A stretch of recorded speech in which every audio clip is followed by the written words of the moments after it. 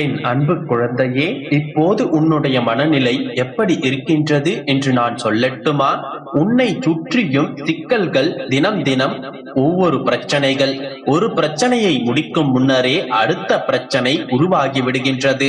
நீ எதிர்கொள்ளும் சிறு சிறு பிரச்சனைகள் எல்லாம் நீயே தீர்த்தும் கொள்கின்றாய். ஆனால் உனக்கு இருக்கும் தலையாய பிரச்சனையிலிருந்து விடுபட முடியாமல் தவித்துக் கொண்டிருக்கின்றாய்.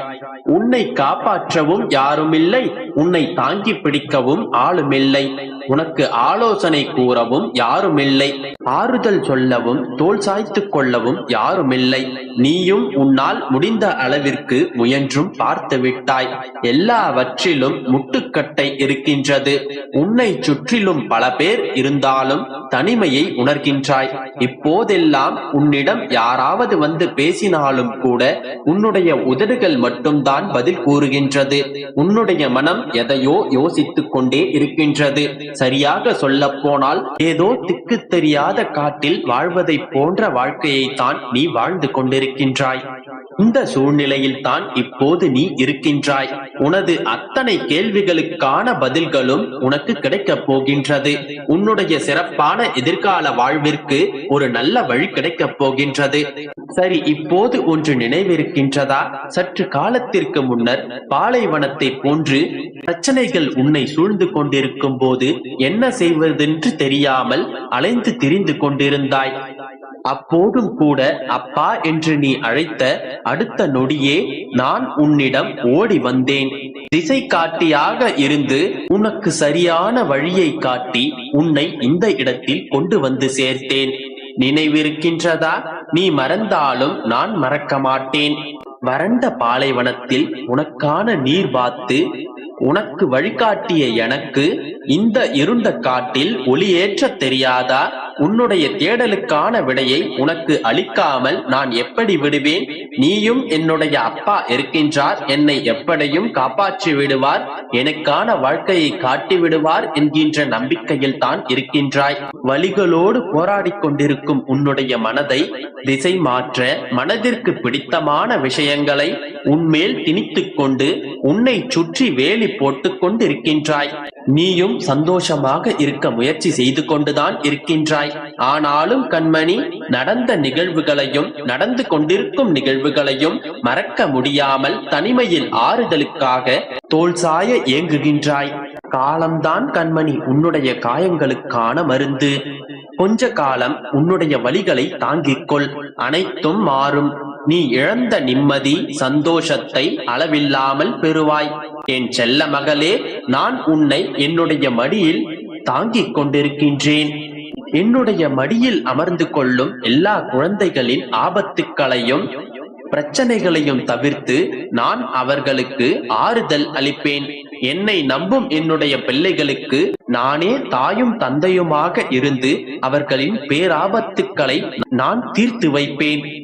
காண்கின்ற கனவெல்லாம் பலிப்பதில்லை, எதிர்பார்க்கும் விஷயங்களெல்லாம் நடப்பதில்லை. ஆனால் நான் எதிர்பார்க்காமலேயே கஷ்டங்களும் ஏமாற்றங்களும் என்னை தேடி வருகின்றதே என்று வருத்தப்படுகின்றாய்.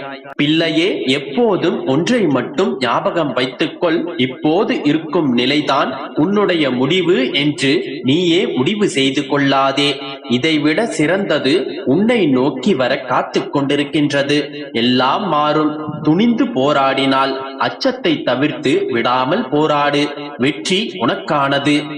வாழ்க்கையில் சிலரை விலக்கி வைப்பதும் சிலரிடமிருந்து விலகி நிற்பதும் சிறந்தது. பிறருக்கு ஒரு பிரச்சனை என்றால் முன்னின்று தீர்வு சொல்கின்றாய். அதுவே உனக்கு ஒரு பிரச்சனை என்றால் ஏன் சோர்ந்து போகின்றாய்?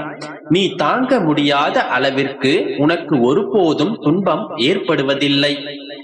இருளான வாழ்க்கை என்று கவலை கொள்ளாதே. கனவுகள் முளைப்பதும் இரவில்தான்.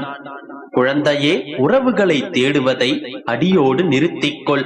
இதுவரை பட்டதெல்லாம் போதும்.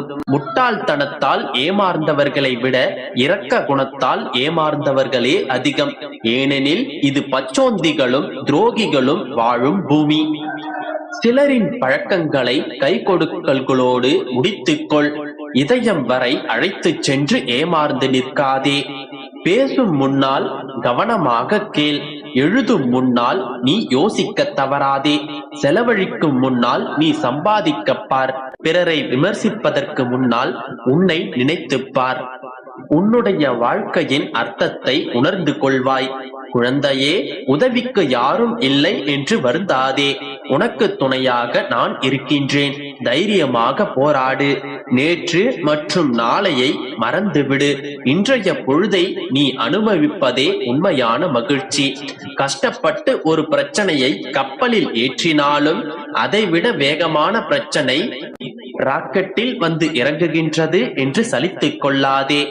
உனக்கான ஒரு கதவு மூடப்பட்டால் அதைவிட சிறந்த ஒரு வழி இருக்கின்றது என்பதை எப்போதும் நினைவில் வைத்துக்கொள்.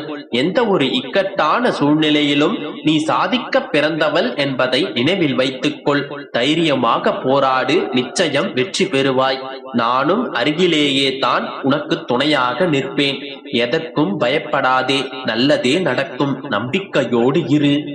என் அன்பு குழந்தையே, எதற்காக எதையோ இழந்தது போன்ற மனநிலையிலேயே எப்பொழுதும் இருக்கின்றாய்?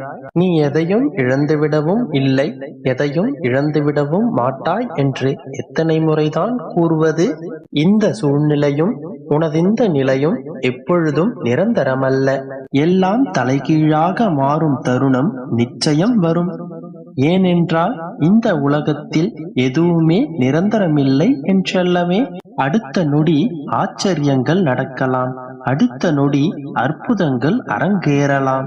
அழுது புலம்பி கண்ணீர் வடித்துக் கொண்டிருக்கும் நீ அடுத்த நொடியே இதற்காகவா நான் கண்ணீர் விட்டு அழுதேன், இதற்காகவா நான் புலம்பிக் கொண்டிருந்தேன் என்று நினைக்கலாம். ஏனென்றால் காலம் எப்பொழுதும் எதையும் நிரந்தரமாக நிலைத்திருக்க வைப்பதில்லை.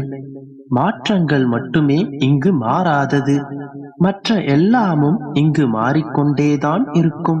எனவே இதுதான் முடிவென்று ஒரு பொழுதும் முடிவெடுத்து விடாதே. எல்லாவற்றிற்கும் மேலாக இங்கு உன் அப்பா நான் ஒருவன் இருக்கின்றேன் அல்லவா? ஆறுதல் சொல்வதற்கு 1000 பேர் இருந்தாலும் நீ சொல்வது என்னிடம் தானே. உன் கண்ணீரையே நீ எனக்கு காணிக்கையாக கொடுத்திருக்கின்றாய். காணிக்கைகளை பெற்ற நான் அதற்கான வரங்களை உனக்கு கொடுக்காமல் இருப்பேனா? உன் வறுமையை போக்குவதே நான் உனக்கு கொடுக்கும் வரமாகும் என் மகளே. உன்னுடைய ஒளியாகவே நான் இருக்கும் பொழுது உன்னை சுற்றி இருள் சூழ விடுவேனா? கவலைப்படாமல் இரு. நாளை நாளை என்று ஒவ்வொரு நாளும் உன்னுடைய வாழ்வில் அற்புதங்கள் பல நடக்கப் போகின்றது. சவால்களே இருந்தாலும் சங்கடங்கள் இருந்தாலும் அதை நீ சுவாரஸ்யமாக மாற்றிக்கொள். ஒவ்வொரு நாளையும் போராடி வென்றிட நீ முதலில் கற்றுக்கொள். நாளை என்பது ஆச்சரியம், நாளை என்பது அதிசயம், நாளை என்பது அற்புதம்தான். ஒவ்வொரு நாளையும் இதே உற்சாகத்துடனே தொடங்கு. ஒவ்வொரு நாளும் உனக்கான ஆச்சரியங்கள் பல உனக்காக காத்திருக்கின்றன.